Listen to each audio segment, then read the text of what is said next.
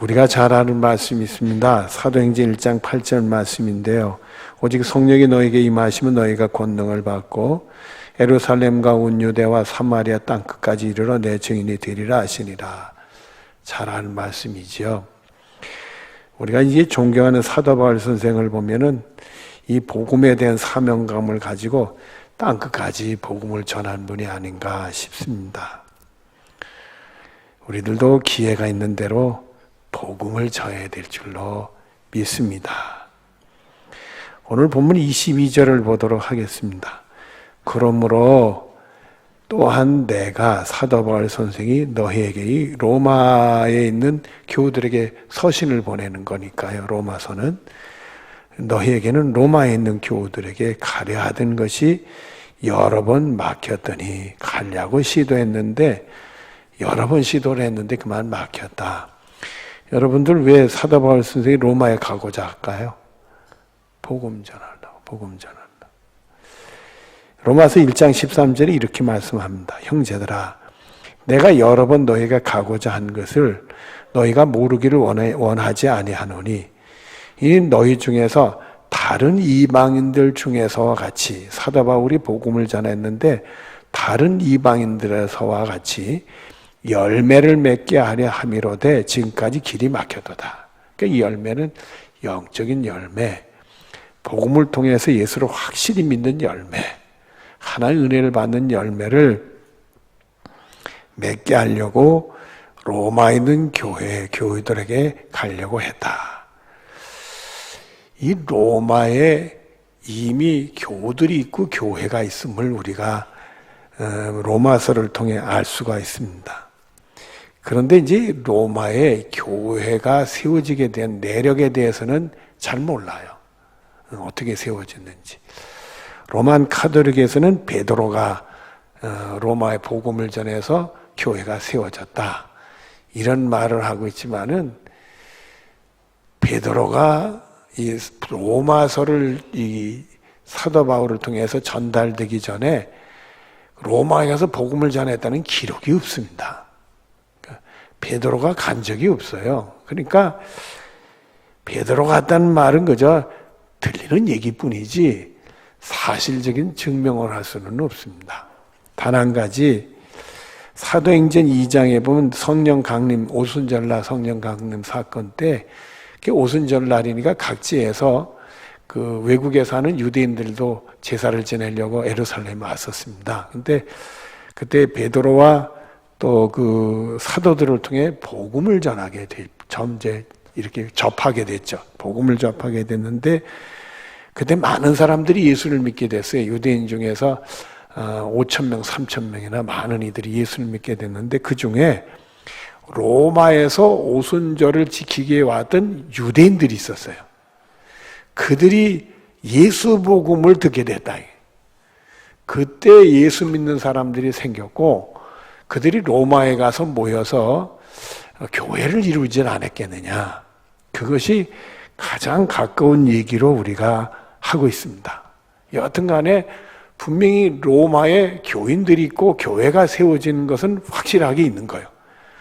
그래서 어떻게 그 복음을 한번 들은 그 복음의 메시지를 한번 들은 사람들이 가서 모임을 가지고 교회를 세울 수 있는가? 쉬운 일은 아니죠. 근데 기적 같은 일인데 그런 일이 생길 수가 있어요. 우리나라에 이제 최초의 한글 번역한 성경을 번역해 신약 성경을 번역한 그 로스 목사라는 선교사가 있습니다. 그분이 만주에서 한글 번역을 해서 인쇄소를 했는데 그때 그런 기록이 나와요. 그 인쇄를 하다 보니 한국 사람들이 필요하잖아요. 한국말을 알아야 되니까. 그래서 한국에서 만주 이렇게 온 함경북도 사람인데 청년인데 인쇄공으로 취직을 시켰대요. 인쇄공으로 이제 일을 시켰는데 6개월 후에 고향에 돌아가겠다고 그러더래요. 근데 이 청년에게 복음을 전했는데 도무지 예수를 믿겠다는 소리도 안 하고 믿는지 못 믿는지 알 수가 없더라는 거예요. 그래도 고향에 간다고 그러니까 세례라도 줘서 보내야 되겠다. 그래서 세례를 줘서 보냈는데 6개월 후에 연락이 왔는데 자기 동네에 세례 받으려는 사람이 많이 생겼으니까 선교사님 오셔서 세례를 좀 베풀어 달라고 그런 연락이 왔더라는 거예요. 그래서 당시 금방 갈 수 있는 형편이 못 돼서 못 갔는데 후에 갔는데 세상에 함경북도 12마을에 교회들이 세워지고 세례받는 사람들이 수백 명이 그 청년이 복음을 전해가지고 그런 일이 있었다라는 그런 기록이 나옵니다. 그처럼 이 복음에는 하나님의 능력이 있어서 아주 신비로운 일이 생기는 것 같아요. 그 오순 전날 복음 한번 들은 사람들이 얼마나 믿음이 생겼다고 로마에 가가지고 자기들끼리 모이고 교회를, 물론 그 교회는 지금처럼 건물 있는 교회는 아니고 가정교회가 아니었겠나, 이런 추측들을 우리가 하게 됩니다. 그들에게 결국은 사도 바울이 가고자 원하는 것은 제대로 예수 믿게 해야 되지 않겠는가, 그런 의도로 이제 사도 바울이 가고자 한 겁니다. 본문 23절을 보도록 하겠습니다. 이제는 이 지방에 일할 곳이 없고 또 여러 해 전부터 언제든지 어디로 갈 때에 서반하노. 그러니까 사도 바울 선생은 이 지방에 일할 곳이 없다는 얘기는 그동안 3차 선교여행을 통해서 소아시지만 마게도니아 지방 복음을 전했는데 거의 다 전달이 됐다 이거예요. 그리고는 여러 해 전부터 언제든 서바나, 그 당시에 땅끝입니다. 스페인인데 스페인 지나면은 바다니까요. 그러니까 신대륙이 발견되기 전이니까 바다니까 땅끝까지 복음을 전하려고 그리고 서바나까지 가겠다는 거예요. 그리고 여러 해 전부터 그런 마음과 계획이 있었는데 너에게로 가기를 바라고 있었으니 그 서바나로 가는 과정에 로마를 거쳐서 가려고 했다. 그런 내용의 말씀을 합니다. 로마서 15장 28절에도 이런 말씀입니다. 그러므로 내가 이 일을 마치고 그 열매를 그들에게 확증한 후에, 그 얘기는 뭔 얘기냐, 이 일이라는 것은 그 당시에 에루살렘에 큰 기근이 생겨서 에루살렘 교인들이 굶주린 일이 많았어요. 그래가지고 사도 바울이 선교여행을 하면서 모금을 했는데 그 모금한 거, 헌금한 거를 에루살렘 교회에 전달이 돼서 끝난 다음에 너에게 둘렀다가 서바나로 가리라. 그래서 로마에 들렸다가 서바나. 근데 사실 그렇게 됐죠. 죄수의 몸으로 로마에 갔다가, 근데 서바나 간 거는 기록은 없어요. 로마까지 간 기록만 사도행전에 나오게 됩니다. 이런 걸 보면 사도 바울 선생은 오직 복음을 땅끝까지 전하는 사명감을 가지고 있었다. 이런 걸 볼 수 있고요. 또 본문 24절을 보도록 하겠습니다. 이는 지나가는 길에, 서바나로 가는 길에 너희를 보고, 로마 교인들을 보고 먼저 너희와 뭐하여 무엇으로 사귄다. 사귐으로 얼마간 기쁨을 가진 후에 너희가 그리로 서바나로 보내주기를 바람이라. 이렇게 말씀을 하셨어요. 여기서 로마 교인들과 사도 바울이 사귄다 이렇게 얘기를 했는데, 우리 예수 믿는 사람들이 영적 사귐이라는 게 뭘까? 로마 교인들이 복음을 접한 지 얼마 안 되고 많은 그 성경에 대한 지식이 없는 사람들이니까 성경을 가르쳐 준다 뭐 이런 얘기도 있고, 복음을 다시 제대로 가르쳐 준다 뭐 이런 얘기도 있겠지만은, 이 영적 상임이라는 게 뭘까? 에베소 4장 12절 13절에 나옵니다. 보면은 이는 성도를 온전하게 하여, 성도로서 온전하게, 우리가 예수 믿는다고 다 성도가 아니라 정말 성숙한 성도를 위하여 봉사일을 하게 하며 그리스도의 몸을 세우려 하심이라. 이런 말씀. 그러니까 이게 사람이 믿음 생활에서 자꾸 믿음이 자랄수록 자꾸 섬기는 일, 봉사하는 일을 하는데, 그리스도의 몸, 그건 교회를 얘기해요. 교회를 통해서 하나님을 섬기는 봉사일을 하게 하는 거다. 그러니까 이 로마 교회 교인들도 자꾸 믿음이 자라서 그 주의 몸된 교회를 섬기는 봉사일을 하게 해서, 그래서 가서 영적 사귐을 한다. 그런 것이 되고, 계속되는 말씀을 보면 우리가 다 하나님의 아들을 믿는 것과 아는 일에 하나가 되어 온전한 사람을 이루어, 이렇게 말씀했어요. 그래서 예수님을 믿는 것, 아는 것, 그게 하나가 돼서 온전한 사람이 된다. 이 얘기는 서로가 영적인 일치를, 여러분들 우리가 믿음이라는 게요, 우리에게 복음을 전하는 것, 우리가 예수 믿게 된 환경들, 그런 게 영향을 받습니다. 그래서 우리가 교회에서 신앙을 잘한 사람들하고 기도원에서 예수 믿은 사람하고 선교단체에서 예수 믿은 사람이 좀 다를 수가 있어요. 예수를 믿긴 믿는데 대화를 하면 생각이 많이 달라. 그래서 이렇게 공동체를 이루어서 서로 영적 교를 나누면서 이 예수님을 아는 것, 믿는 것이 하나가 되는 영적인 일치로 해서 서로가 내가 부족한 것이 채워져서 믿음 생활이 이 공동체를 통해서 완성이 돼 나가는 거예요. 그러니까 혼자 믿음 생활하는 게 아니에요. 그 전에 제가 그 바둑 방송을 보다가 좀 묻는 일이 생겼어요. 계룡산 얘기가 나와가지고 바둑 방송에서 계룡산이니까 내가 갑자기 계룡산? 그래서 관심 있게 들었는데 계룡산에서 바둑을 가지고 돌을 닦은 사람이 있었대요. 그래가지고 돌을 아주 닦아가지고 바둑에 자기가 아주 천부적인 자질을 가지고 완성을 했다. 그래가지고는 방송에 있는 그 바둑의 프로들 있잖아요. 바둑의 프로들하고 한판 두자 요청을 해왔대요. 그래서 그 협회에서 의논하기를 그래 그 사람이 계룡산에서 바둑으로 돌을 닦았다고 저렇게 와서 도전을 하니까 한번 누가 가서 두도록 해라. 그래가지고 바둑을 두는데 도 닦은 사람이 상대가 안 되더래. 이게 혼자 자기가 아무리 돌을 닦았다고 그래도 막상 뚜껑을 열어보니까 그게 아니더라 이게. 여러분 믿음 생활도요 혼자 하고 나면 말입니다. 이게 공동체를 통해서 믿음이 이렇게 완성되는 건지 혼자 잘 믿는 것 같아도 모난 거 있고요. 건강하지 못할 수가 있어요. 그래서 우리들이 이 공동체, 교회라는 공동체를 통해서 내 믿음이 서로 이렇게 부딪히고 또 배우고 갈등하고 또 그걸 내 것으로 소화하고 포용하면서 믿음 생활이 이렇게 온전하게 가는 겁니다. 그래서 무교회주의자들이 신앙생활하는 과정에 자기 자녀들을 신앙교육을 못 시켜요. 그래서 이 무교회주의자들도 자기 자녀만은 꼭 어디로 보내냐? 교회로 보냅니다. 그래서 이 공동체에서 신앙생활 해야 제대로 된 신앙인이 자라는 거니까. 그러니까 여러분들 우리 교회를 통해서 신앙이 다른 사람들하고 이렇게 일치되는, 영적인 일치되는 성숙된 신앙생활하는 복이 여러분의 것이 되어지기를 바랍니다.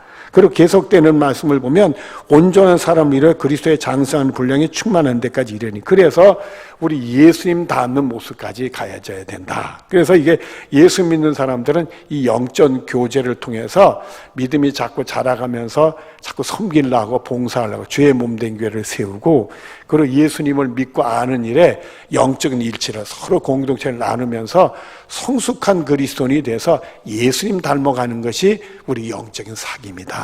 여러분들이 이렇게 아셔야 되고 붙들어야 될 줄로 믿습니다. 그리고 요한일서 1장 3절 되는데 이런 말씀이 나옵니다. 우리가 기억을 해야 될 말씀인데요. 너희로 우리와 사귐 있게 하려 함이라. 그러니까 이 초대교회 교인들하고 사도 요한의 일행들과 사귐 있게 하려 함이라. 영적 사귐 있게 하려 하는데 우리의 사귐은 아버지와 그의 아들 예수 그리스도와 더불어 누림이라. 그래서 우리가 이 영적 사귐에는 너와 나의 사귐으로 보지 말고 거기에는 하나님도 계시고 예수님도 함께 하신다. 같이 교제를 나누는 거다. 여러분이 그렇게 아는 축복이 여러분의 것이 되어지기를 바랍니다. 본문 25절 26절을 보도록 하겠습니다. 그러나 이제는 내가 성도를 섬기는 일로 예루살렘에 가노니 이 성도를 섬기는 일로 예루살렘에 간다. 예루살렘이 기근으로 어려운 일 당하니까 마게도니아, 아가야 이런 지방 사람들을 통해서 성도들이 모금을 했잖아요. 그걸 전달하기 위해서 예루살렘에 간다. 이는 마게도니아와 아가야 사람, 아가야는 마게도니아 아래쪽 사람들입니다. 그러니까 우리가 교회로 얘기하면 마게도니아는 빌립보, 데살로니가 이런 쪽, 베레아 이런 쪽들이 바로 마게도니아하고 고린도, 갱그리아 교회 이런 교회들은 아가야 사람들이니까 그리스 북쪽과 남쪽으로 얘기를 하는 겁니다. 지금 말하면 예루살렘 성도 중 가난한 자들 위해 기쁘게 얼마를 연보했습니다. 그래서 그 모금한 걸 가지고 전달하려고 그렇게 예루살렘으로 간다 하는 얘기입니다. 그것을 고린도전서 16장 1절에서 4절에 이렇게 말씀합니다. 내가 갈라디아 교회들에게 명한 것 같이 너에게도 그렇게 하라. 이래서 이건 고린도 교인들에게 주는 말씀인데, 이미 예루살렘 교회를 돕기 위해서 갈라디아 교회들, 갈라디아는 교회가 하나가 아니고 지역을 얘기해요. 지역을 해. 그러니까 계룡시 하면 계룡시에 여러 교회가 있잖아요. 그 지역을 얘기합니다. 그 갈라디아 교회들에게 명했다. 예루살렘 교회를 둬야 된다. 그런 얘기를 했다는 얘기입니다. 그리고 그 다음 말씀을 보면 매주 첫날, 이건 주일날을 얘기합니다. 매주 첫날에 너희 각 사람이 수입에 따라 모아두어서 내가 갈 때 연보를 하지 않게 하라. 이렇게 말씀했어요. 그래서 미리미리 모금을 하고 헌금을 뒀다가 내가 갔을 때 갑자기 사도 바울 선생님이 와서 예루살렘 교회를 위해서 우리가 헌금합시다. 이러지 말라, 이러지 말라, 이게. 미리미리 해라. 그래서 우리가 아프리카의 콩고 민주공화국의 이도환 선교사님 학교를 세우는 일에 우리가 헌금을 했잖아요. 미리미리 해가지고 도와줬잖아요. 학교를 세웠는데, 금년에 아이들이 얼마나 많이 올렸는지 중학교도 생기고요. 애들이 400명이나 모였대요. 처음에 몇십 명 오더니 그냥 매년 급하게 하더니 금년에도 저한테 연락이 오는 것이 한 250명이 모집이 될 것 같습니다 하더니 400명이 와버렸대. 그래가지고 교실을 더 짓는다. 지금 난리가 났어요. 교실을 더 짓는다. 땅도 별로 넓지도 않은데 어떻게. 근데 그 아프리카 콩고 공화국도요. 건물 짓는 것보다 땅값이 비싸대.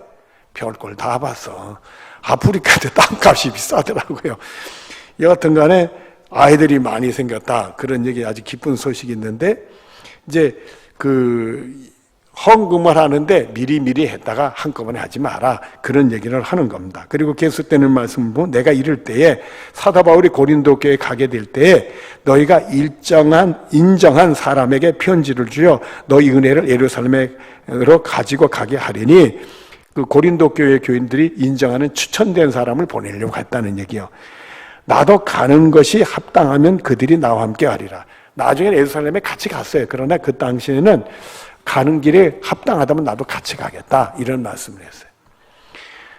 그리고 본문 27절 앞을 보겠습니다. 저희가 뭐로써 하였거니와 기뻐서 했다. 이 헌금을 기쁘게 했다.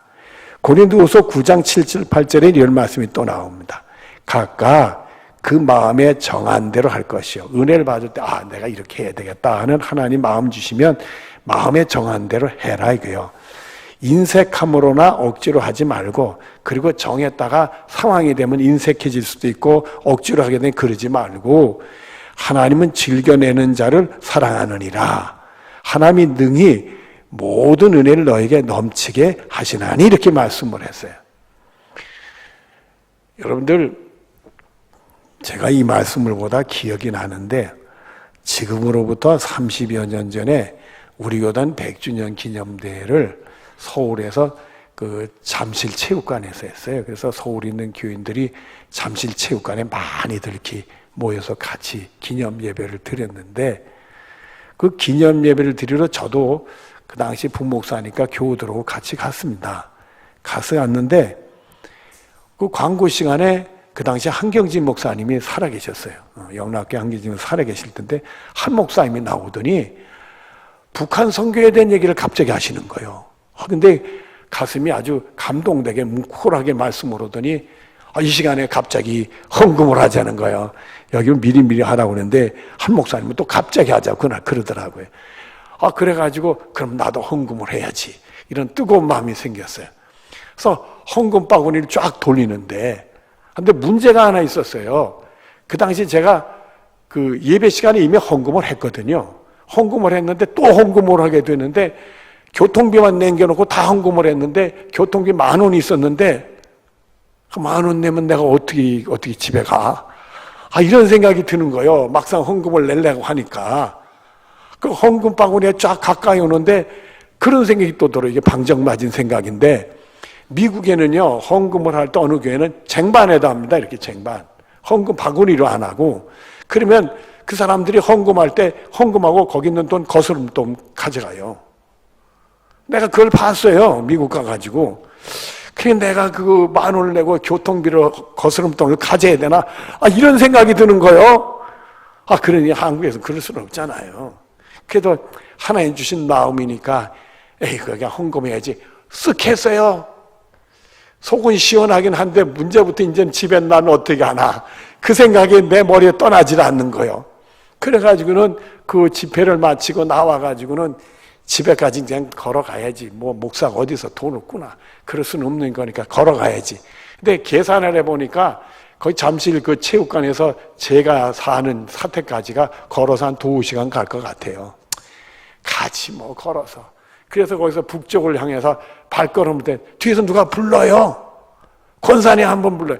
목사님 왜 글로 가요? 그러는 거예요. 그래서 그냥 집에 가려. 글로 가면 거긴 차도 못 타는데 왜 글로 가요? 그러더니 저가요. 택시를 잡을 테니 같이 가요. 그래서 택시 잡고 제가 왔어요. 예? 하나님이 모든 은혜를 너에게 넘치게. 은혜 받았어요. 버스 타고 내가 택시 타고 왔어요. 제가 세상에. 예? 계속되는 말씀 이렇게 합니다. 이는 너희로 모든 일에 항상 모든 것이 넉넉하여 모든 착한 일을 넘치게 하려 하지. 그때부터는요 그런 감동이 있으면 그냥 다 내기로 해서 내가 작정을 했어. 그래 하나님 넘치게 은혜 주실 것 같아가지고 말이에요. 여러분들도 그런 일이 있으면 그렇게 하면 하나님이 여러분의 역사하는 은혜를 체험할 줄로 믿습니다. 본문 27절 그 다음을 봅니다. 또한 저희는 고린도 교회를 얘기하죠. 이게 고린도서에 나오는 말씀이니까 아가야 고린도 교회, 마게도냐 아가야 거기입니다. 그들에게 빚진 자니 그들은 예루살렘 교회에게 빚을. 여러분들 고린도 교회나 이 마게도냐 아가야에 있는 교인들이 그들에게 예루살렘께 빚을 졌다는 것은요 영적인 빚을 얘기하는 겁니다. 복음이 예루살렘으로부터 전파돼서 그들도 예수 믿고 구원받게 하니까 영적인 빚이죠.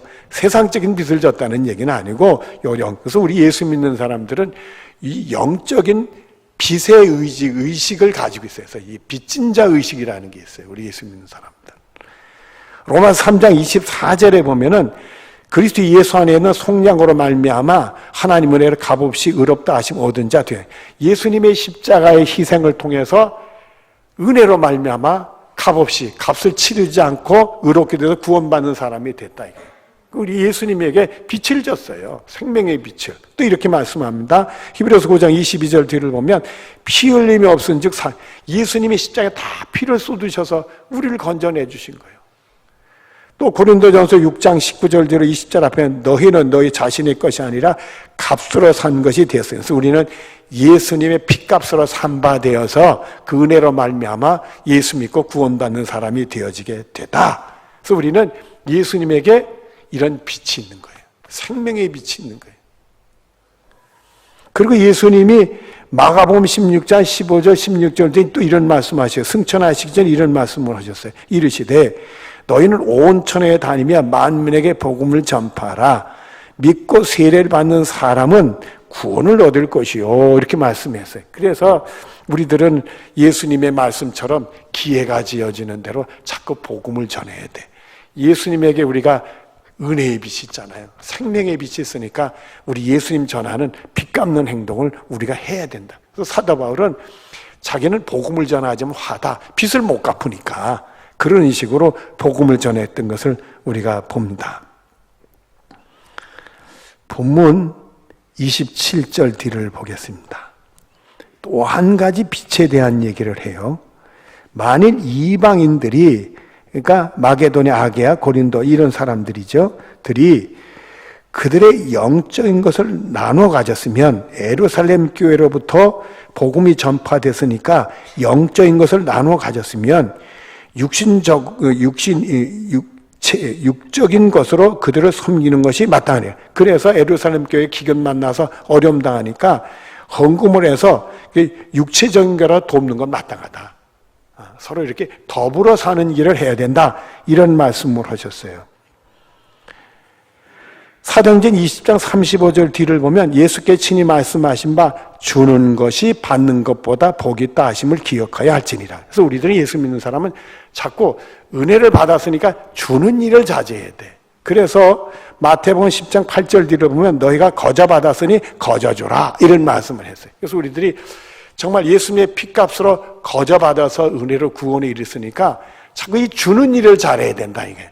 영적인 걸 주는 일을 해서 복음을 전해서 예수 믿고 구원받게 하는 예수님께 영적인 빛을 갖고 또 어려움 당한 이웃들이 있으면 그대로 돕고 이런 일들, 특히 예수 믿는 사람이 어려운 일을 당하면 그걸 도와야 된다. 지난 화요일 날 무슨 일이 있었느냐 하면 우리 교회가 대전선호의 소속이고 논산시찰에 포함이 됩니다. 그래서 논산 시찰회가 모였어요.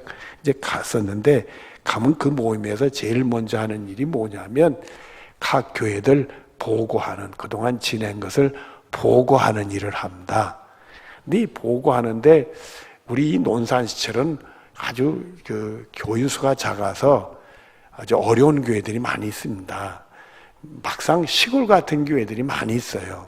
그런 교회들이 많이 있는데 우리 교회에서 3교회 반을 돕고 있어요. 생활비를 우리가 돕죠. 이렇게 돕고 있는데 그분들이 코로나 때문에 어려움 당하는 얘기를 해요. 어려움 당하는 얘기를 하고 그리고 그 어려움 당하는 얘기들 듣다 보니까 참 이 코로나 때문에 교인들이 출석도 안 하고 교회들이 굉장히 힘들겠구나 이런 생각을 가졌는데 그 보고가 끝나면 목사님 한번 보러 그걸 기도하라고 그래요. 근데 저기 그 강경 옆에 있는 그것도 시골 교회죠. 그 목사님이 기도를 하는데 젊은 목사예요. 그러니까 젊은 목사님이 기도를 하는데 울먹울먹하면서 기도를 해. 그러니까 마음이 너무 안 좋더라고요. 아, 이게 작은 교회는 너무너무 힘들고 어렵구나. 그리고 이런 논산에 있는 교회들은 임대료 내기도 힘들대. 그런 걸 보면서 야 이거 어떡하나 하다가 그래 우리의 선교부가 재정이 돈 되면 우리 교회에서 돕는 교회들부터라도 2배로 우리가 보낼 수 있도록 몇 달이라도 보낼 수 있도록 해보자. 그런 생각이 있어서 제가 오는 대로 선교회보다 부탁을 했더니 재정이 있대요. 그래서 우리 교회에서 이제 몇 개를 좀 몇 달 동안 도울 수 있지 않겠나 그런 싶은 생각이 듭니다. 여러분들 우리가 예수 믿고 구원받은 건 예수님의 핏값의 은혜가 있습니다. 기회가 있는 대로 꼭 복음을 전하고 예수님 전하시기를 바라고요. 그리고 우리 이웃들, 특별히 예수 믿는 이웃들이 어려움 당한다면 나도 어려움을 할 수 없겠지만은 기회가 있는 대로 도와야 되는 게 우리들이 해야 될 일이다 싶습니다. 그리고 세상 빚은 하지 마시고요. 교우들끼리 빚거래 같은 거 이런 거 하지 마시고 우리는 남을 돕는 일만 하는 거예요. 그런 은혜가 여러분에 있어지기를 바랍니다. 기도하겠습니다. 사랑이 많으신 하나님, 정말 예수님 생각하면 우리 같은 죄인들이 무언데 우리 예수님은 생명도 다 내어주시고 그 피를 흘렸구나. 이 피값에 대한 우리가 은혜를 보답하는 예수님 전할 수 있도록 더 감동의 마음도 허락해 주시고 우리가 눈을 들어서 어려움 속에 있는 이웃들, 특별히 우리 예수 믿는 사람들의 어려운 일을 당한 걸 도울 수 있도록 복을 내려주시기 원합니다. 우리 성도들에게 은혜의 은혜를 더해 주시고 믿음의 믿음을 더해 주셔서 이 착한 일에 하나님 복 받고 더 넘칠 수 있도록 은혜를 더하여 주시옵소서. 예수님의 이름으로 기도드리옵나이다. 아멘.